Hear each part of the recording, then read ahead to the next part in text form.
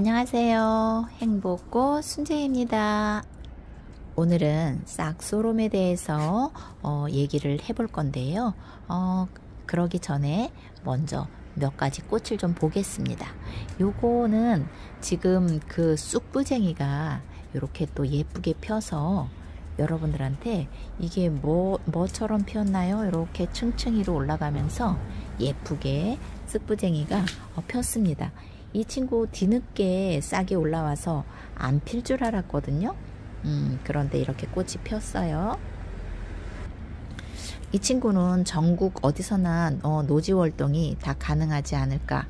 그리고 씨앗 번식도 아주 잘 되는 그런 친구입니다. 그리고 요거는 노란 동국 종류인데요. 요게 지금 굵은 대가 한 대입니다. 한 대에서 이만한 꽃을 피웠어요. 노랗게 요즘 우리 집에서 꽤 오래된 그런 아이인데요. 향긋하니 노란이 깨끗하니 정말 예쁩니다. 그리고 아직 햇살이 퍼지기 전이라서 사랑초가 이렇게 다 오므리고 있는데요. 요 모습도 너무 예뻐서 한번 보여드리고 싶습니다. 꼭 뭐 같다고 해야 할까요? 몽우리가 많아서인지 멀리서 봐도 이 친구가 도화사랑초 글라브라 핑크가 아주 많이 핑크빛을 보이면서 예쁩니다. 요거는 바람개비 사랑초인데요. 이렇게 피기 전에는 이렇게 빨간 요 모습만 보이다가 피게 되면은 안에 하얀 모습만 하얀 꽃처럼 보이죠. 자, 지금부터는 요 싹소롬에 대해서 얘기를 해볼 건데요. 요것이 1년 전만 해도 거의 많이 나오지 않았었는데 한때 잠깐 나오는 듯 하다가 또 나오지 않았거든요. 그런데 1년 사이에 올해 보니까 판매처가 아주 많이 있더라고요. 유튜브 때문에 또 찾는 사람들이 많아졌나 봅니다. 자, 또 뭐 영상을 보다 보면 아주 초보자도 키우기 쉽다 그러고 뭐 그런 영상들이 많은데요. 과연 초보자도 키우기 쉬운지 저도 물론 들여서 실패를 하지는 않았습니다. 한번 들여서 지금 이렇게까지 번식이 왔으니까요. 저는 처음에 요 싹소롬보다도 요 바이올렛을 더 좋아해서 바이올렛을 키우게 되다 보니까 또 질문이 들어오기를 싹소롬에 관한 질문을 더 많이 받게 돼서 또 싹소롬을 한번 키워보다 보니까 이렇게 또 예쁘게 꽃을 보게 되었는데요. 제가 싹소롬을 키우다 보니까 1년 동안 사계절 꽃을 피울 수 있다고 하는데요. 1년 동안 저희 집에서는 요 가을과 봄에 주로 꽃을 보여주더라고요. 한겨울과 한여름에는 꽃 보기가 그렇게 쉽지는 않은 것 같습니다.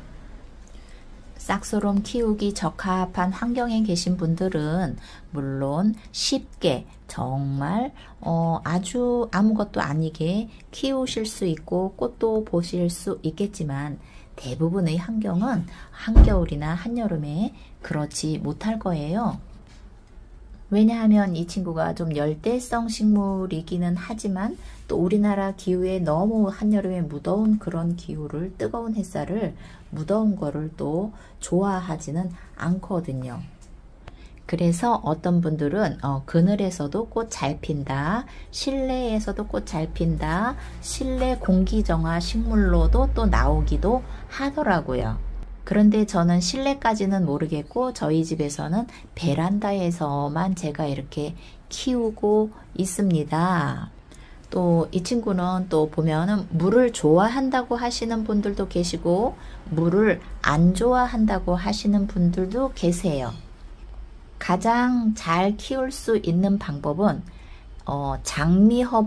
허브 장미를 키워 보신 분은 그 방법으로 키우시면 되니까 아주 잘 키우실 수 있을 겁니다. 요것이 우리 집의 허브 장미거든요. 요것도 제가 그냥 또 외목대로 키우고 하다가 그냥 잘라서 삽목을 하고 다 분양을 하고, 요거는 그냥 제가 쪼물쪼물한 그 화분에 이렇게 심겨져 있는 거, 죽지는 않고 그래서 이렇게 데리고 있는 아이거든요. 이렇게 허브장미를, 요 허브장미와 잎사귀나 성격 모든 게 다 비슷합니다. 이러면 그냥 싹소럼 키우는 방법 끝났지요. 그죠? 허브장미를 키워보신 분들은, 요 아이를 키워보신 분들은 그렇게 키우시면 되니까. 그래서 화분 선택은 작게 하시는 것이 좋고요. 저도 이게 처음에는 한 포트에 다 들어있던 친구인데, 들여올 때 지금은 커가면서 다 나누기를 한 그런 나누기를 해서 키우는 그런 상태입니다. 이렇게 어느 분들은 물을 좋아한다고 하고 어느 분들은 물을 안 좋아하고 다육이처럼 키워야 된다 그러시는 분들도 있는데요. 그 정도로 건조하면 안 되고요. 약간의 촉촉함이라든가 그런 거는 있어야 하지만 또 너무 그렇다고 해서 물이 너무 많아도 안 되고요. 그래서 이 친구는 물을 좋아한다고 해도 화분을 크게 선택하지 않고 작게 선택하시는 것이 좋습니다. 왜냐하면 뿌리가 그렇게 생각보다 굵지가 않고요. 작은 상태에서 물 빠짐이 좋고, 이런 상태에서 물을 자주 주시는 것이 좋아요. 물을 자주 준다고 해서 너무 축축하면 그렇고, 물 빠짐이 좋은 그런 흙에서 저는 항상 요런 흙이 촉촉한 상태, 그래도 한 번씩은 마른 느낌이 들면 이런 상태에서, 이게 어제 제가 물을 준 그런 상태거든요. 항상 요 위특이, 요런 흙에서 위특이 위에 흙이 말라 보이면 그때 한번 물이 쭉 빠지도록 준다는 거. 그래서 저는 한 일주일에 한 2번 정도는 주는 것 같습니다. 꽃이 있을 때는 더 이렇게 좀 마르지 않는 것이 좋은데요. 그렇게 물을 주시다 보면 밑둥이 물러지는 경우도 있습니다. 그때는 뿌리 아래쪽으로 물러져서 그런데요.